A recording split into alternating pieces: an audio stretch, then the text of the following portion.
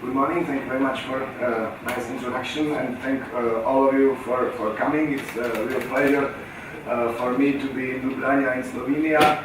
It's my actually second time in Slovenia. First time it was in mountains, and definitely not the last time because Triglav is still waiting for me. I couldn't climb it for the first time, so I'm still hoping to climb Triglav more time. And I also hope that it is not the last time we are meeting to discuss the integrity issues. So my task now is to tell you something about newly founded European Network for Academic Integrity. So I want to tell you what it is for, what the activities are, how do we work. So first question, why we established a European network. I and my colleagues were dealing with research in plagiarism policies and academic integrity since 2010, and some of my colleagues even earlier. And there are, we found that there are huge differences among countries and among institutions. There are some institutions which take these issues really seriously, have developed policies, and we can say that students are prevented from cheating. Also, academics are motivated to do their scientific work properly and ethically. On the other hand, there are institutions where nobody cares about these issues. You can find stickers of contract cheating companies in the toilets, and the professors don't care that students are buying their essays and theses. Which then cause some problems. First problem is in student mobility.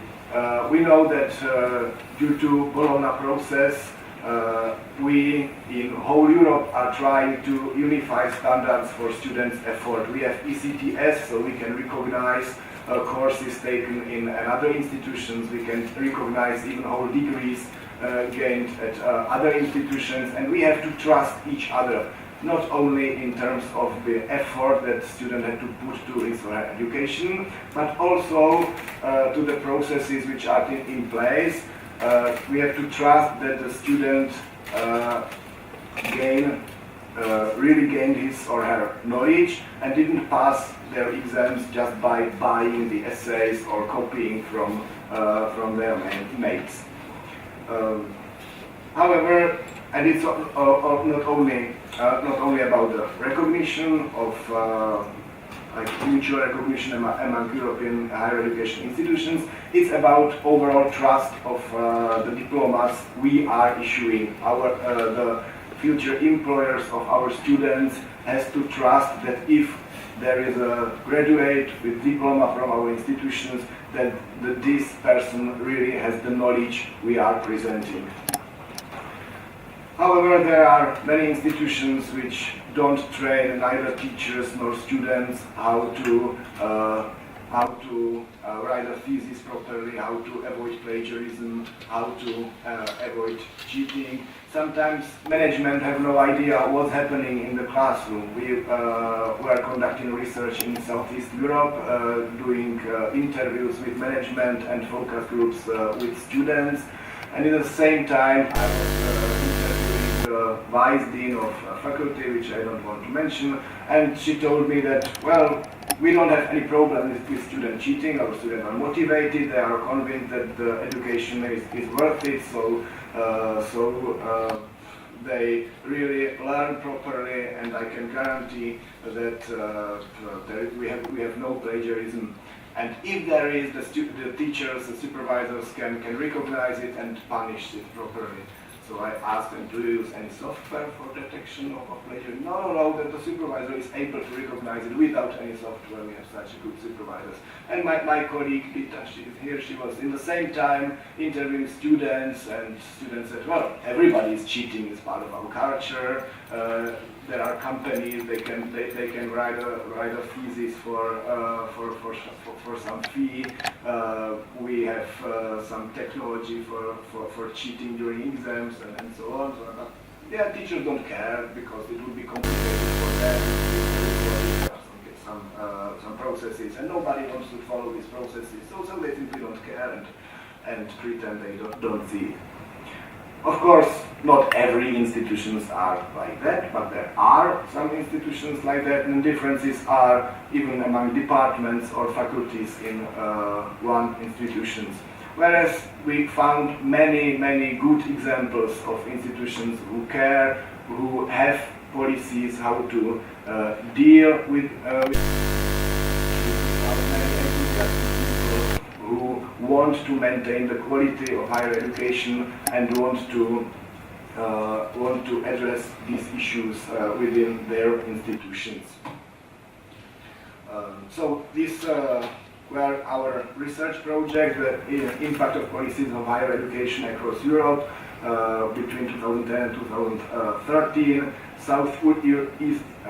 Southeast European project on policies of academic integrity last year, and this year we already organized 3 conferences, plagiarism across Europe and beyond, and now we are in 1/3 of our Erasmus Plus strategic partnership project.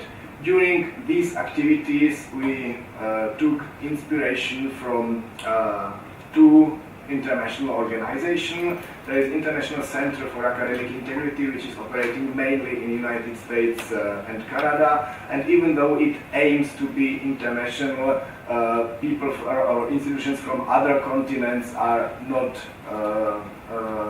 joining it. Only 4 European institutions are members of ICAI, and during the talks to my colleagues, we found out that European institutions kind of resist to join American network because we in Europe are convinced that we can handle our issues better than Americans, so we can do it on our own way.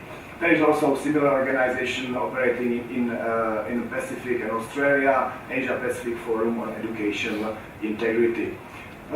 There was no European Center Forum network, nothing like that. So we decided to found European Network for Academic Integrity, which we did 4 months ago. So the purpose of European Network of Academic Integrity is to support higher education institutions to work together in the field of academic integrity. The first word is important, to support. We cannot force any institution to do anything they don't want to. Higher education institutions are independent. In some countries it is by law, but it's definitely good that they are independent. In some countries it's also common that even faculties are really independent, even legal bodies, so nobody can force them which policies they will use or how they will maintain their quality and address the academic integrity issues. But what we can do is support the institutions which are interested in improvements. We can support them by organizing events where the experience is shared. We can support them by providing some educational materials and providing some guidelines which are based on experience from other institutions who went through similar process in the past. So the objectives, according to our constitutions, are provide a platform for development and educational materials. So we are planning to provide many resources at our webpage, offer opportunities for researchers and collaborators research about academic integrity, present best practices, make available a central point for advice if some institutions are facing some problems and don't know how to address it. Our aim is to have a pool of experts which will be able to visit that institution, advise and help to solve that issues. And also organize conferences, workshops, seminars like this, joint staff training events, and other kinds of events to educate people and share experience. And the last but not least is to appreciate individual and institutional effort by offering awards, which then may be used for PR of the institutions and so on. So what we are doing right now? Now we are developing educational materials. 2 days ago we spent half a day discussing about education, about videos, about academic integrity, about other materials for teachers, for students in higher education.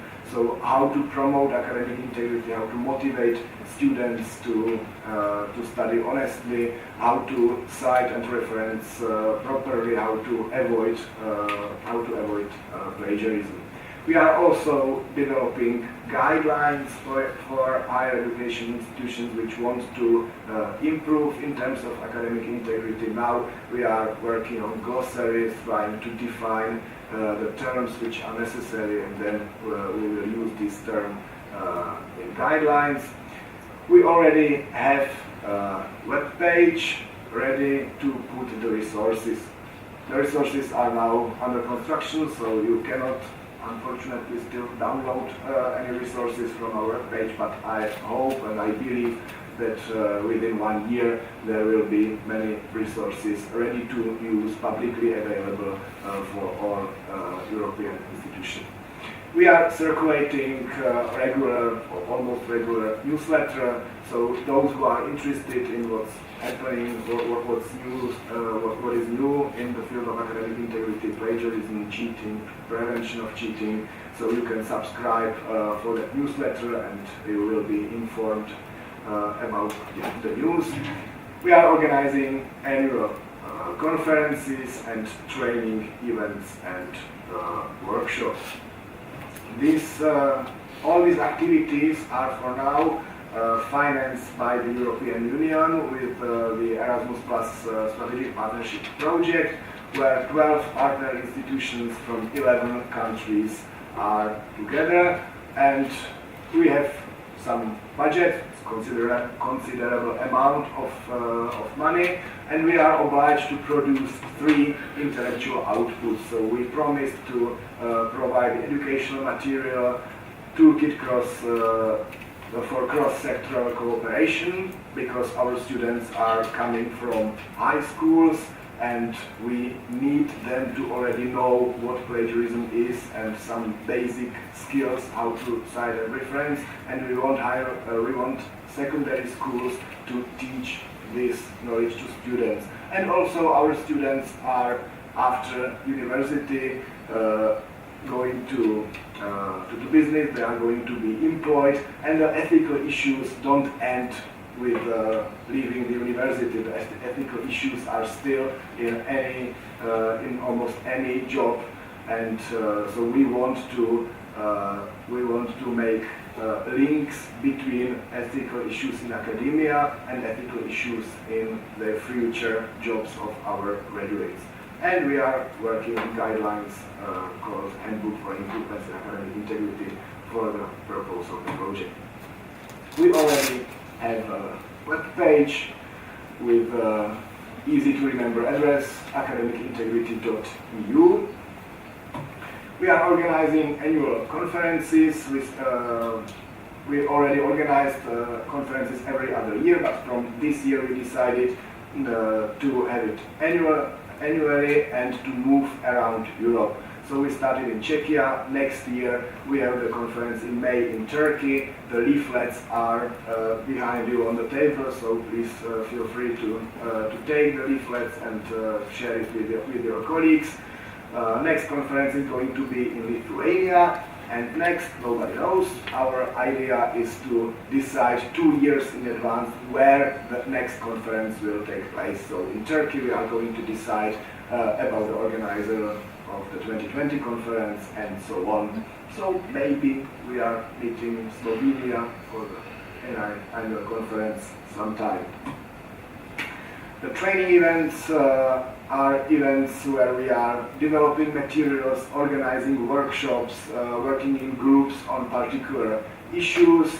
It's 1 week, this time is in September, which I think is a good idea. Next year it's going to be in Latvia, and for the next training events we are again going to decide in advance about the organizer. Maybe we will organize some events together with ENRIO, the European Network of Research Integrity offices, like kind of summer schools. We are at the beginning of cooperation with these bodies. Okay, so nobody is interested in the legal aspects of the organization, the board and auditing group, and you can meet all of us here. Board members at the top and the auditing group at the bottom. All institutions are invited to become members, but only legal entities can become members. Individuals can become supporters. There are a number of benefits. You can get discounts on ENAI events. You can organize the ENAI events. When the rating system for universities will be ready, it will be available for the members. You will be getting a regular newsletter, and in future it's possible that some resources will not be publicly available, but will be available only to member institutions only. But what is the most important benefit from my point of view is to be part of the collaborative network, to have the opportunity to learn from each other, share the experience, and be part of the projects we are going to organize. Yeah, there's some budget, so €300 per institution per year, one-half discount for the first year. And that's basically it. So we have established already legal body, 9 member institutions. We have initial funding for our activities. We already have a web page. We are circulating newsletter. We have links to other organizations with similar purposes, and we have group of enthusiastic people who are willing to do the work, even though the budget is not as high as we would like to. Now our goal is to attract more members, to be more institutions to become members and work together with the Council of Europe recommendations for member states and start doing activities which we are not already doing. So thank you very much for your attention, and I'm looking forward to your institutions becoming members of our network.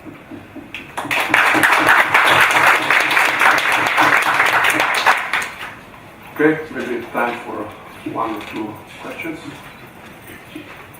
No? Maybe. Oh, please, Dr. Wojciech from US. Thank you. Very interesting presentation. I'm glad that you have established this network. Obviously, there is an empty landscape in Europe regarding terrorism. I was very much interested in the legal aspects. So you are the legal entity, and you have project funding for 3 years, it seems. What about the period after that? You should do you expect to get another project funding or increase the fees for members? Well, we hope so. We hope to get other project funding. To be clear, ENAI as a legal entity is not part of that project because it was established after, so only the universities are part of the project. But our goal is to have a self-funded network. But as according to, of course, depends on the number of member institutions. But according to our preliminary calculations, this fee should be enough to ensure the running of network even without any external funding. The more external funding then we get, the more activities we will be able to provide. There are, of course, more opportunities how to earn money. For example, organizing the conferences is a good opportunity for that. But we hope that the topic of academic integrity is important topic for the society, and there will be still funding opportunities. But we don't want to be depending on that. Any question? No, if not, then thank you very much for your presentation. Thank you.